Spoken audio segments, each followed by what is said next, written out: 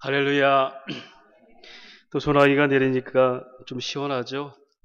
오늘은 32도까지 서울이 또 내려간답니다. 어쨌든 뭐 가을은 또 오고 있습니다. 그렇게 더워도 입추가 지나니까 바람이 또 저녁에는 또 선선하더라고요. 너무 덥다고 처지지 마시고 이럴 때 또 신앙으로 잘 이기는 수양의 달입니다. 8월 달에 수양의 달. 수양을 잘할 수 있는 성도 여러분 되시기를 바랍니다. 운전면허를 여러분 따잖아요. 학원도 가기도 하고 시험도 치죠. 그래서 이론도 공부합니다. 교통법규, 차량 관리, 기능, 정비 등 또 주행 연습도 합니다. 요즘 뭐 그런지 모르겠지만 코스별 주행하고 또 도로 주행도 시험으로 넣죠. 그런데 이렇게 운전면허를 열심히 준비하고 학과를 준비하는 것은 단순히 면허를 따기 위해서입니까? 목적이 뭡니까? 면허는 한순간에 시험으로 끝나고 그 운전면허를 가지고 내가 다니고 싶은 건 마음껏 다니며 일도 보고 여행도 하려고 운전면허를 따는 겁니다. 신앙생활은 바로 이겁니다, 여러분. 우리가 하나님 말씀을 배우는 것은 그 규칙을 세워놓고 시험에 합격하려고 아니라 하나님 말씀을 가지고 하나님 나라를 누리면서 이 땅에 사는 것이 우리가 하나님 말씀을 배우는 거예요. 예배의 삶이 뭐죠? 그때그때 주일날 규칙대로 예배 안 드리면 하나님이 서운해하실까봐 규칙 지키기 위해서 아닙니다. 예배 가운데 하나님의 임재를 누리고 할렐루야.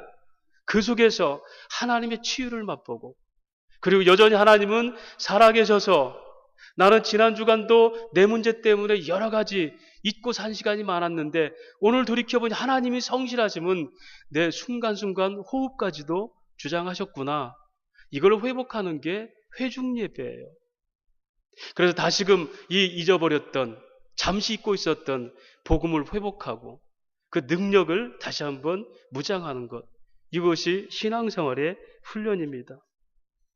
오늘 요한복음 6장에는 그렇게 하나님께서 주님께 제자들을 믿음을 수준별로 강화시키는 세 가지의 기적이 왔습니다. 우리가 요한복음 6장 보면은 기적을 두 가지를 보잖아요. 하나는 그 오병이어의 기적, 또 하나는 오늘 무리를 걷는 기적. 그런데 저는 개인적으로 이 모든 두 가지의 기적들은 마지막에 말씀을 풀어서 하나님 백성들을 깨우치는 예수님의 설명만큼 기적이 없다 이렇게 생각합니다.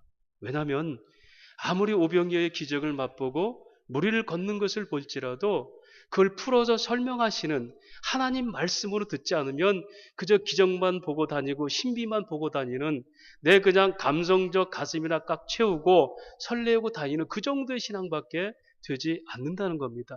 기적 중의 기적은 말씀을 풀어서 설명하실 때 믿게 되는 역사, 이게 진짜 기적입니다.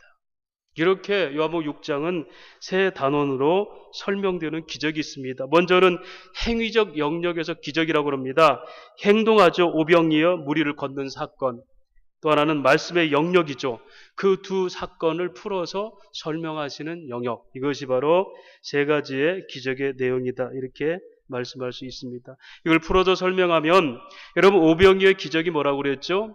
눈에 보이는 먹고 배부를 떡을 눈에 보이지 않는 능력으로 펼치면서 너희가 먹고 마시는 것이 이 땅에 썩을 양식이 아니라 생명의 양식인 나를 통해서 영생의 양식을 먹을 수 있다고 가르치는 게 오병이어의 기적의 목적이에요. 무리를 걷는 기적은 뭡니까?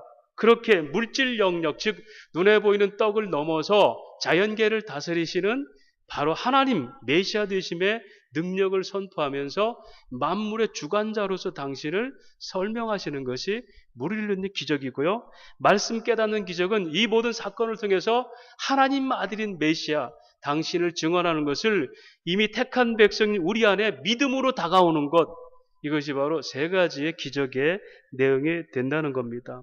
그렇죠. 그런데 오늘 이 오병이어의 기적에 이어서 무리를 걷는 기적이 바로 이어서 일어난다는 사실이에요. 왜 이렇게 기적이 바로 연이어서 일어났을까? 오병이어의 기적을 이어서 무리를 위해서 걸은 기적이 일어난 것은 그 이유가 있습니다. 이 오병이어의 기적을 통해서 먼저 사람들이 어떤 현상이 일어나죠? 다 같이 배불리 먹었다 그랬습니다. 다 배불리 먹고 12바구니 왜 남았죠? 땅의 물질이 어떻게 하늘의 것으로 변해서 어떻게 하나님 나라가 풍성한지를 설명하는 것이 12강주를 남고 다함이 없는 하나님 나라를 설명하는 의미죠. 그래서 하나님 나라는 절대 만족, 절대 기쁨, 영원한 현재라는 겁니다.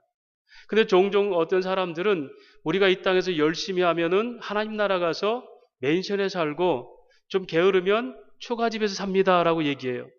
절대 만족이 있습니까? 하나님 나라는 그렇게 차별적 만족이 아니에요. 절대 만족입니다. 절대 만족. 그리고 영원한 현재, 미래에 뭔가 좋아질 거라는 막연한 것이 아니에요. 항상 영원한 현재로서 절대 만족과 절대 기쁨을 누리고 사는 상태를 하나님 나라라고 얘기해요. 그렇죠. 그런데 그 일 때문에 오늘 기적이 일어났어요. 아닙니다. 다시 말하면 오늘 반드시 이 기적은 또 일어나야 돼요. 왜 그럴까요? 떡을 먹고 난 무리들이 보인 반응이 있죠. 오늘 14절 말씀 보니까 그 사람들이 예수께서 행하신 이 표적을 보고 말하되 이는 참으로 세상에 오실 그 선지자였더라. 선지자라 얘기했어요. 근데 여기 선지자라는 의미가 이미 유대인들 속에서는 메시아 선지 사상이 있습니다. 다시 말하면 신명기서 8장 15절에 이제 모세에게 말합니다. 내 하나님 여호와께서 너희 가운데 내 형제 중에서 너를 위하여 나와 같은 선지자 하나를 일으키리니 너희는 그의 말을 들을지니다. 이렇게 얘기해요. 예수님을 메시아로 본 것이 아니라 모세와 같은 또 하나의 선지자 출현으로 인정했다는 것입니다. 그들은 떡을 먹던 광야에서 떡을 먹던 시대에 모세의 지도자를 통해서 어려움들을 극복하고 그 민족들이 당당히 살아간 것처럼 그 민족을 위한 소위 민속 메시아, 정치, 경제, 그리고 물질적인 것, 군사적인 것, 이런 능력을 가진 메시아가 와서 그들 이스라엘 백성들을 회복하는 바로 그 선지자를 기다렸습니다. 그래서 처음에 세례 요한이 말씀 전하고 능력이 나타나니까 그 선지자인 줄 알고 물어서 네가 그 선지자냐? 세례 요한은 아니다. 내 뒤에 오시는 이가 바로 그분, 나는 그분을 소개하러 왔다라고 얘기했죠. 근데 오늘 예수께 결국 그들은 그것을 확증하죠. 아, 바로 그 선지자. 우리가 기다렸던 바로 그 선지자, 당신은 틀림없는 우리 민족의 선지자입니다. 그리고 그들은 어떤 행동을 취합니까? 15절에 억지로 임금 삼으려 했다.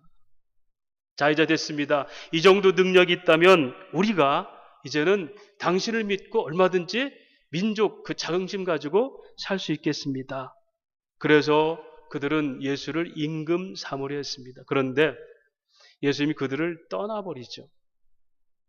사랑하는 여러분, 오늘 우리 신앙에서 혹 주님이 우리를 떠나려는 이유가 있지 않나 생각해 보십시다.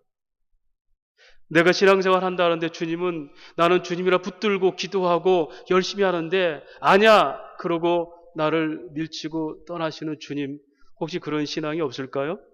그것은 주님의 이름을 내세워서 나를 위해서 사용하는 거예요. 이것을 이 후반부에는 썩을 양식이라 그래요. 썩을 양식.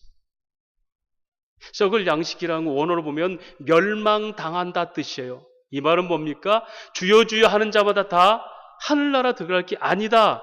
너희는 주의 이름으로 선지자 노릇 그렇게 했을지라도 너희는 그것을 너희를 위해서 한 거기 때문에 나와 관계없는 거야. 아노모스, 불법이야 너희들은. 그래서 너희는 너희 자신을 위해서 있는 것은 영생의 양식이 아니야. 즉 영생의 양식은 생명된 나를 먹고 떡으로 먹고 그리고 그 이름을 위해서 살아가는 게 영생의 양식인데 너희는 생명된 나와 관계없이 너희가 너희 자신을 위해서 불러댄 예수 하나님은 관계없어. 천국과 관계없어. 이 얘기입니다.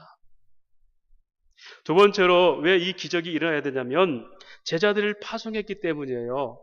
우리가 똑같은 이 기적이 마태복음 14장도 나와 있고 마가복음 6장도 동일하게 기적이 기록되어 있어요. 그런데 이 두 복음서에서는 이미 이 기적이 일어나기 전에 제자들을 파송하는 소위 제사 파송 담화라고 그래요.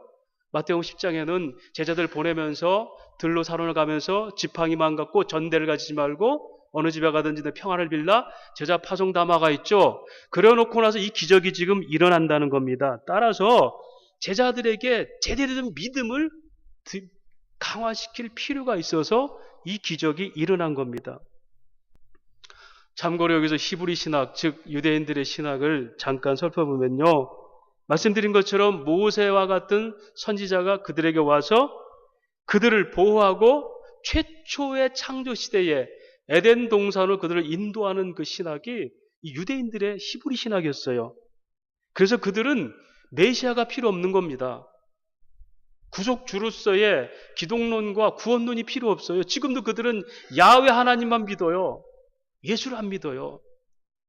이 얘기는 왜 하냐면요, 오늘 저와 여러분이 선민으로 살면서 내가 하나님 백성이니까 나만을 위해 하나님 존재해야 돼 라고 생각하는 이 선민사상, 이 잘못된 선민사상이 바로 그 당시 메시아를 기다린 게 아니라 선지자를 기다렸던 유대인의 신학과 같다는 겁니다.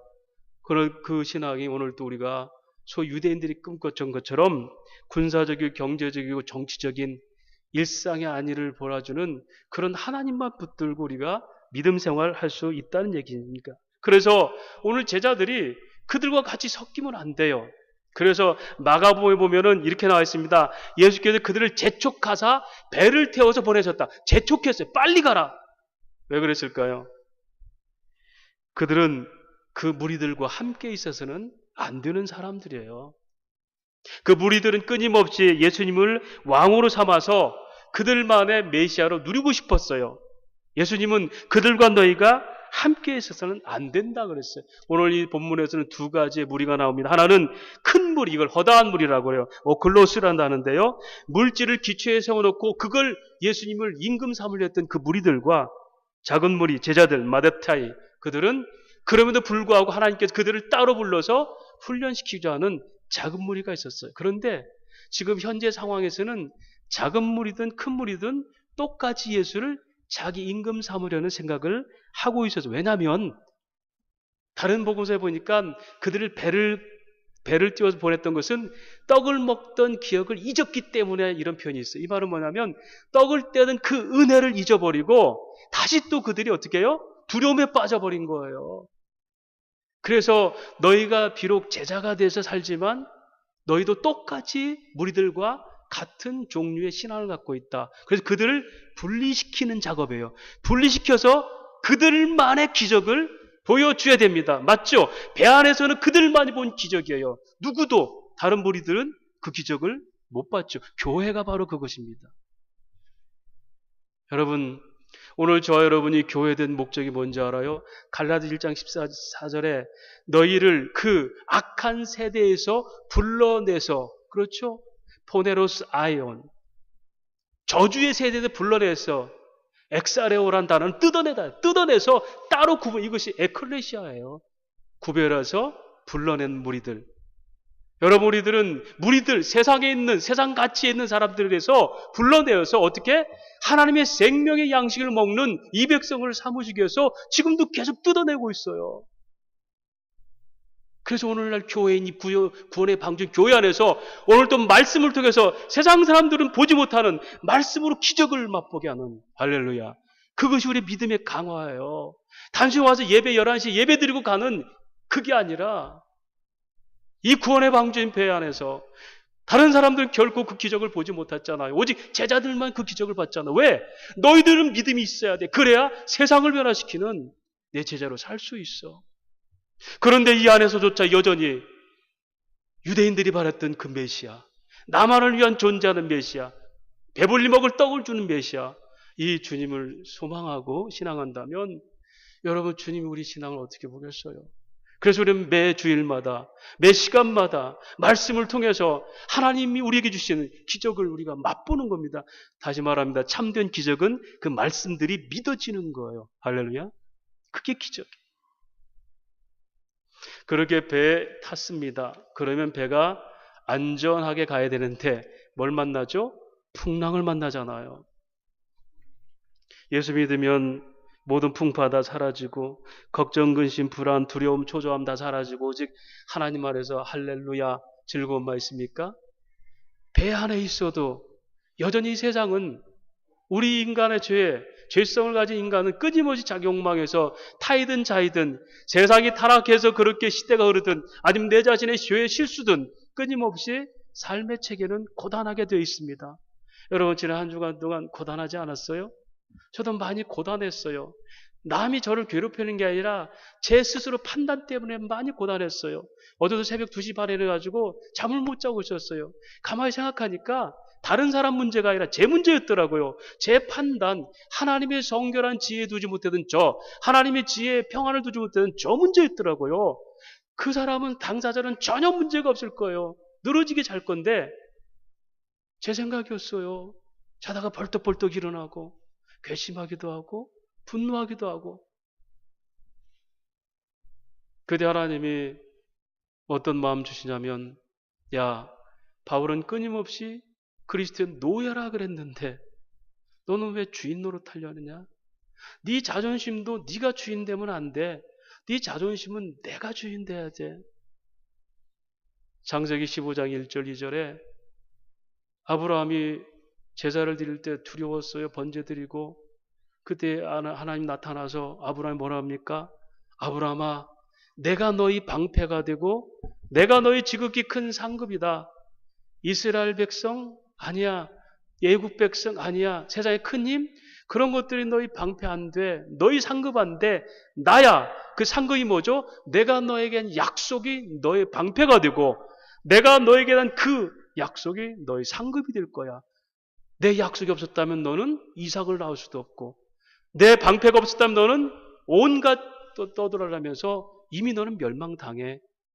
신명기 7장 7절 8절 똑같이 얘기하죠. 이스라엘 백성들아, 너희가 뛰어난 백성이라 너희가 가는 곳마다 승리하는 것이 아니라 다만 내가 너희를 사랑하며 너희 열조에 향한 나의 약속을 지키려 합니다. 사랑하는 여러분, 우리의 능력과 힘은 하나님의 약속입니다. 할렐루야. 그것 때문에 우리는 살아가는 거예요. 약속의 말씀이 성경이죠. 그리스도 아닌 구원의 역사예요. 이걸 놓쳐버리고 악은 따놓은 당상이니까 나를 위해서, 내 존재를 위해서, 내 자존심을 위해서. 그래서 우리가 정리하는 거, 하나님, 내 자존심의 주인도 내가 아니었군요. 인격이라고 말합니까? 하나님이 내게 성결한 영을 주지 않으면 내 인격은 개차반됩니다. 저도 목회자들 축구하지만요. 그래서 우리 일반 성도를 같이 안 하려고 그래요. 너무 시험 드니까. 지지난주에 장경동 목사님 오랜만에 나와가지고 뛰는 걸 보는데 이 양반은 운동장에서 대장이에요. 패스 안 하면 큰일 납니다. 여러분, 우리가 승부욕도 강하고요. 하나님의 영이 끊임없이 나를 단속하지 않으면 세상 사람보다 훨씬 더 취약한 모습을 보일 수 있어요. 인격이니 고상한 무슨 감정이니 우리에게는 아름다움도 진선미가 하나님 안에 있지 않으면 다 밝혀져요. 오늘 이 백성들 중에 따로 떼어서 배에 태워서 거기서 너희들만 이 기적을 봐라. 그들은 떡을 먹고 배부른 것을 왕을 삼으려고 했지만 너희들은 느끼지 바다가 잠잠해지잖아. 만물이 다 주께로 왔으며 고백할 수 있잖아. 이것이 여러분 오늘 무리를 걷는 기적을 일으킨 이 기적의 이유예요. 목적입니다. 그래서 우리에겐 필연적으로 뭐가 필요합니까? 하나님이 잃어버린 백성들에게, 잊고 사는 백성들에게 고난이라는 풍랑의 현장들이 필요한 겁니다. 그래서 고난이 유익한 거예요. 고난 없는 신앙생활은 둘 중에 하나예요. 사단의 수하가 돼서 앞뒤 모르고 그냥 사는 것이든지 아니면 진짜 하나님 나라의 삶을 사는 건지. 네, 예수님도 하나님을 품고 살았지만 고난의 시간들이 너무 많았어요. 사도 바울도 마찬가지입니다. 하나님을 누구보다 더 가까이 알고 삼층천까지 봤던 증인이었지만 그도 삶 자체가 뭐예요? 내가 살 소망까지 끊어졌다라고 얘기할 정도로 고난의 연속이었어요. 찰스 스펄전 목사님, 에드워드 조나단 목사님, 존 칼빈, 걸어다니는 종합병원, 여러분 분노를 참지 못하는 스펄전, 우울증에 마지막에 시달렸던 찰스 핀이 그 유명한 목사들이 다 그렇게 말년이 다 힘들었어요. 왜요? 인생에 끊임없는 그 가시가 있어서 그걸 붙들고 살아가게 만드는 거예요. 그런 의미에서 성도들이 착각하는 것이 예수 믿으면 따놓은 당상 탐만 벌리면 되겠다는, 아니 오히려 이게 안 되면 왜 이러십니까? 라고 얘기하는 거, 이것이 우리가 하나님이 우리에게 주는 믿음의 과정을 잘못 이해한 성도의 오해입니다. 그래서 여러분, 그렇게 고난 중에서 그들은 은혜의 현장을 발견하죠. 갑자기 배가 풍랑이 일어나는데 물 위로 누가 걸어오고 있어요. 마가복음에 보면 그들을 뭐라 합니까? 유령이다. 유령. 여러분, 신비주의가 뭔지 압니까? 눈에 보이지 않는 것을 믿게 하기 위해서 눈에 보이는 걸 통해서 역사하시는 하나님이에요. 다시 말합니다. 예수 그리스도는 눈에 보이지 않는 하나님의 영이 있어요. 그걸 보이기 위해서 눈에 보이는 사람으로 무리를 걸었어요. 근데 사람들은 그걸 더 두려워하는 거예요.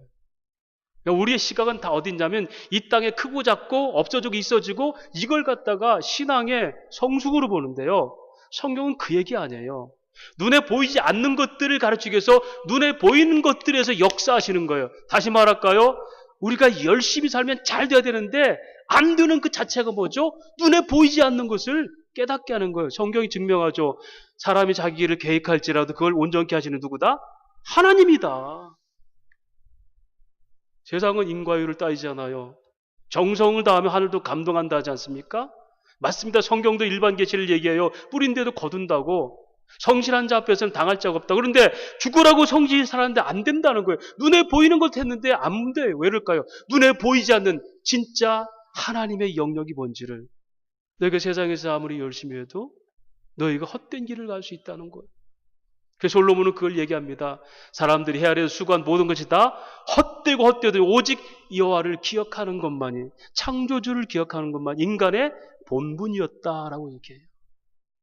하나님 없는 우리의 야심들, 이건 결코 제자의 삶이 아니라고 설명하고 있습니다. 그렇게 은혜 현장에는 반드시 두려움이 같이 오는 거예요. 여러분, 지금 예수님께서 그들에게 가는 겁니다. 그런데 역풍이 일어나요. 역풍이 일어난다는 것은 배가 지금 앞으로 못 가게 지금 바람이 거꾸로 일어나요.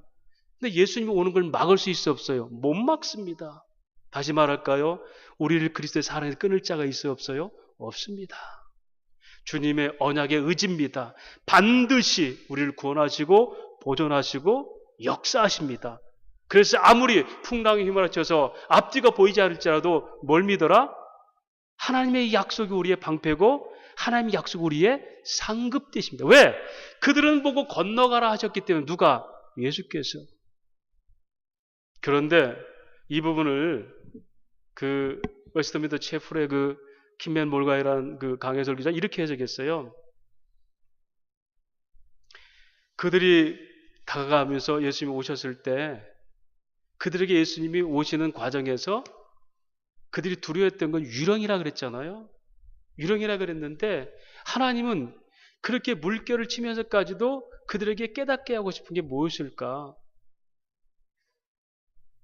배 안에서 그들이 두려워했을 때 정말 두려워할 게 무엇일까? 여러분, 그들이 두려워할 게 뭐겠어요? 그들이 예수님의 말씀을 믿었다면 두려움이 없죠. 왜? 가라 했으니까. 그렇죠? 그러면 그들이 그럼에도 불구하고 오늘도 보니까 심리를 간지라. 또 마가보면은 그들이 힘겹게 노를 계속 저어요. 그 안에 탄 백성들은 누구예요? 그 갈릴리 바다에서 잔뼈가 굵은 어부도 있어요. 그들은 충분히 힘든 상황이지만 돛을 돌려서 정풍으로 돌아갈 수도 있었어요. 근데 안 돌아가고 기어코 젖은 거예요. 왜 그럴까요? 여러분, 이것이 우리 신앙의 문제라는 겁니다. 저와 여러분이 예수 믿어 별반 차이가 없는데도 교회를 못 떠나는 이유가 뭘까요?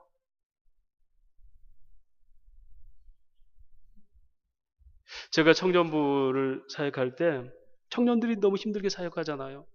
학교 일주일 동안 다니다 토요일 날 그때 쉴 때 그때 교회 나오고 주일날 성가대 교사까지 하고 얘들은 연애할 시간도 없어요.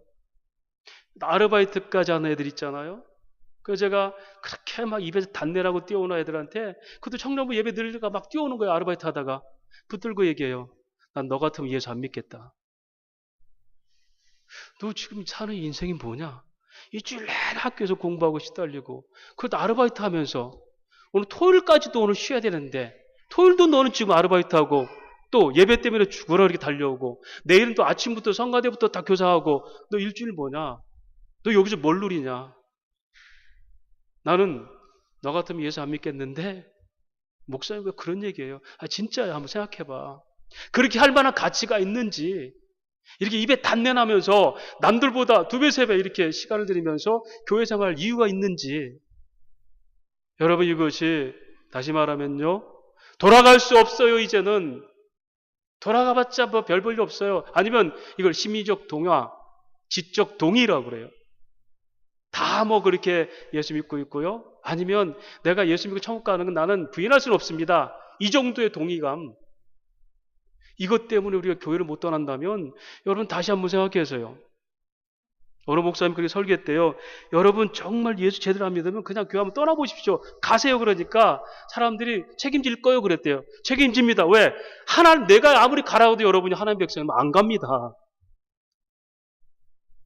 갈까봐 벌벌 떠는 게 아니에요. 여러분 어차피 다시 말씀드렸죠. 하나님의 약속이 우리의 방패고 우리의 상급이에요. 목사가 가라고 한다고 교회 떠날 정도면 여러분 그건 처음부터 하나님의 약속이 아니잖아요.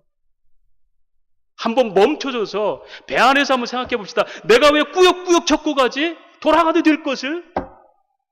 그들이 예수님 말씀을 믿었다면 두려워하지 말아야 될 거 아니에요. 유령이라고 심지어는 신비롭게까지 유령이라고 그들이 두려웠던 건 뭡니까? 이제 바다보다 뭐예요? 오는 예수님이 더 두려웠던 거예요. 여러분 이게 기독교를 잘못 해석한 성도들의 삶입니다. 사망 권세를 이긴 생명을 모르면 어정쩡하게 사망에 겁나서 죽을까봐 무서울까봐 망할까봐 주님도 벌벌 떠 붙드는 거 이게 신앙 아니에요. 무속신앙의 출발이죠. 자기 한계를 느끼니까 뭐가 붙들려고 하는 숭배 사상. 예수님 숭배하지 마세요. 숭배하는 게 아닙니다. 차마 돌아가지는 못하고 말씀은 안 믿어지고 그냥 이걸 다른 말로 매너리즘이라 매너리즘. 습관주의. 여러분 우리 시간 귀합니다. 인생 시간 초침 지나듯이 빠릅니다. 이 시간들 여기서 허비하지 마세요. 예배 드린다고 허비하지 마세요.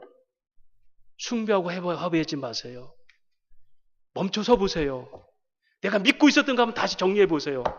자다가 벌떡 깨가지고 내가 정말 천국 백성인가 한번 생각해 보세요. 고난 앞에서 그게 쉽습니다. 아픔 앞에서 그게 따져집니다. 편안할 때는 생각이 안 나는데 힘들고 어려울 때마다 내가 진짜 하나님 백성이야? 나 목사 맞아? 그렇게 생각되더라고요. 하나님 우리를 교훈하실 때 반드시 그 진정성을 보십니다. 너 진짜 아파야지 아픈 게 뭔지 알지?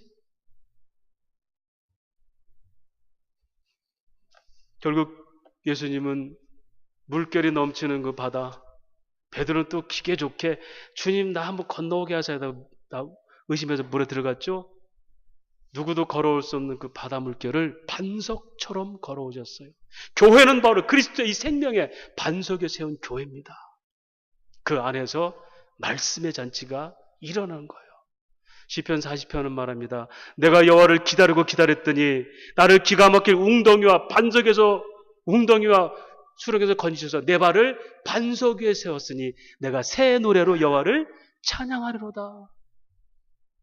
베드로야 네 반석 네 고백 위에 내 교회를 세우고 교회는 그리스도의 반석에 세워졌고 약속의 말씀에 세워졌고 우리를 수렁에서 건져서 다시는 무너지지 않는 반석에 세운 게 구원입니다. 구원.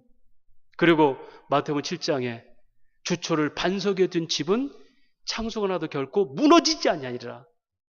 여러분 우리가 환난 때에 예수님 다시 오셔서 우리를 심판하실 때에 세상을 심판하실 때에 말씀을 믿어지고 말씀 앞에 서 있는 교회 교인들은 무너지지 않는다고 그랬어요. 그러나 그렇지 않은 사람은 그 심히 무너짐이 크니라 푸토시스 허탈해질 것이다. 오늘 우리가 주님 이 시간 우리를 보신다면 자 너희들 믿음만큼은 세상에 내어놔도 제자로 살 만한 믿음이라고 그렇게 만족하실까? 너희는 끊임없이 기적이 필요한 사람들이구나. 여러분은 어떤 종류로 생각하십니까? 교회 밖에 내다놓으면 너희는 믿을 수 있어 하는 사람입니까? 아니면 아니구나. 끊임없이 너희는 기적을 보여야지 믿겠구나. 어떤 사람입니까? 저나 여러분이나 세상 밖에 내놓으면 주님이 턱 믿을 만한 사람이 못 되니까 이렇게 매주일 말씀을 통해서 기적을 맛보게 하시고 하나님 말씀이 깨달아지게 하시고 그렇게 하는 역사가 오늘 우리들에게 지금 신앙의 훈련으로 와 있는 거 아닙니까? 그런 의미에서 그들은 고난 속에서 비로소 그 믿음의 실상들이 드러나죠. 벌벌 떠는 믿음. 그들 믿음 가지고는 결코 복음이 일어날 수가 없습니다. 그런데 주님께서 떠는 그들에게 뭐라고 합니까? 내니 두려워하지 말라. 에고에임이 내가 바로 그 하나님이다 라는 얘기예요. 사랑하는 여러분, 우리가 고난 속에서 고진감래 배우는 거 아닙니다. 세월의 약이겠죠. 시대 배우는 게 아닙니다. 여러분, 이 고난 속에서 복음을 듣기 위해서 고난이 필요한 겁니다.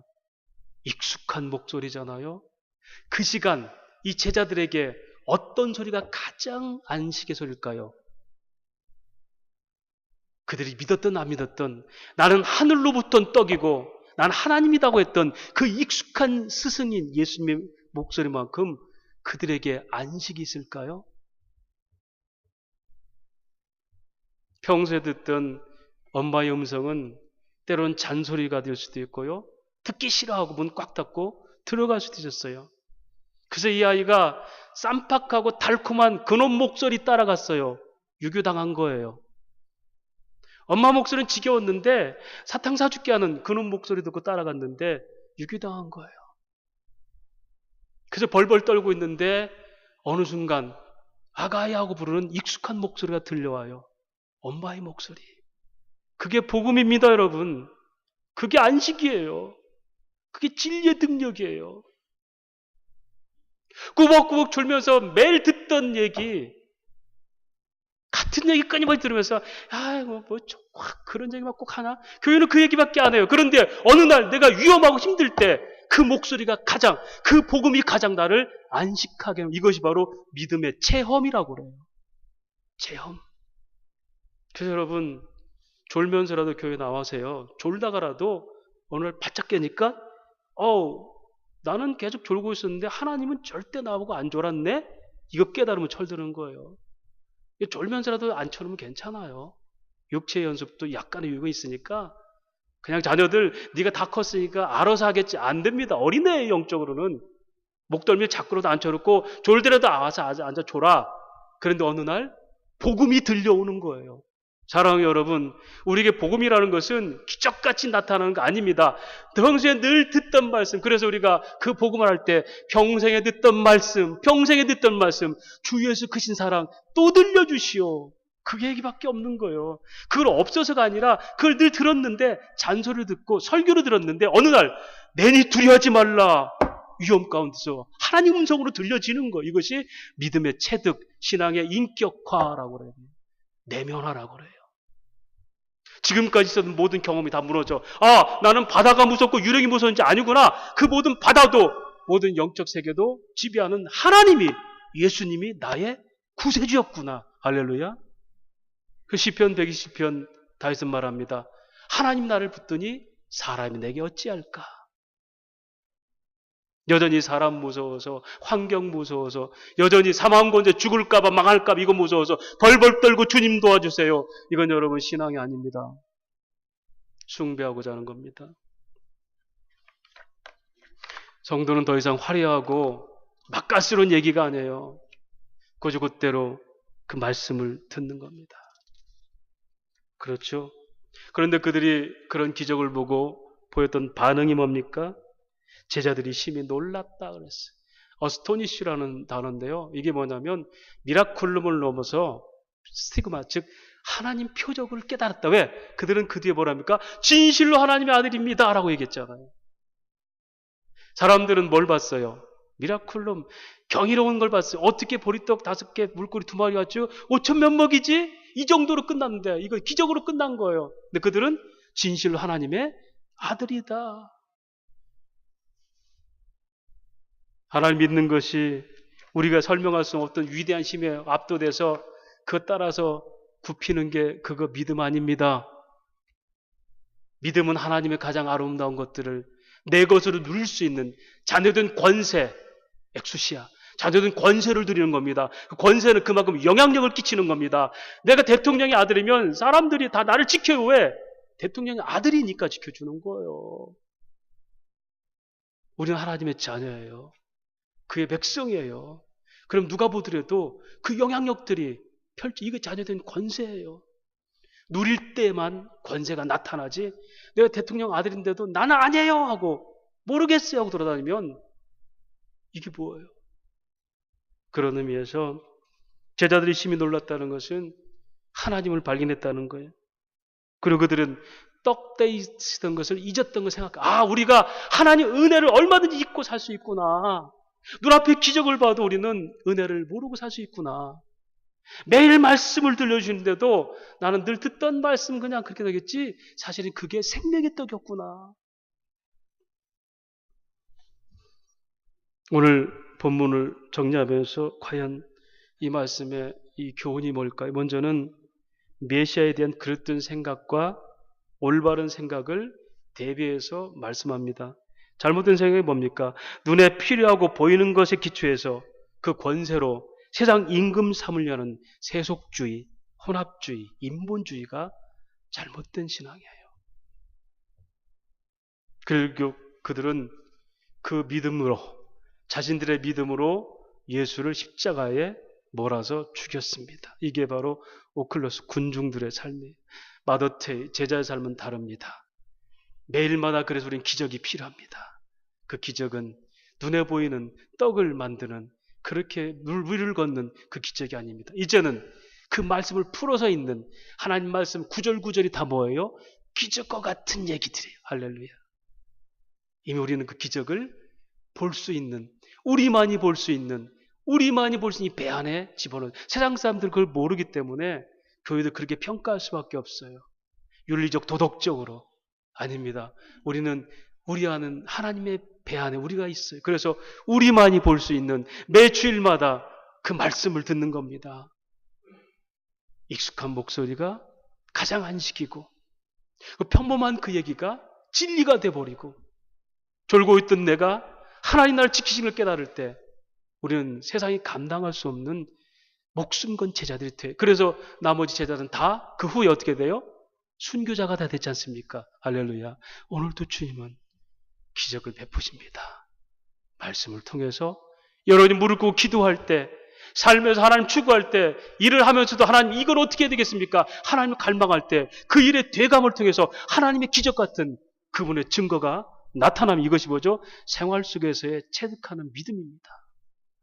그런 믿음의 성도가 되셔서 하나님과 함께 동행하고 너희 그 착한 행실을 통해서 하나님께 영광을 돌리게 하라. 그런 믿음의 성도가 되는 저와 여러분 되시기를 주의 이름으로 축원합니다. 하나님 아버지 은혜를 감사합니다.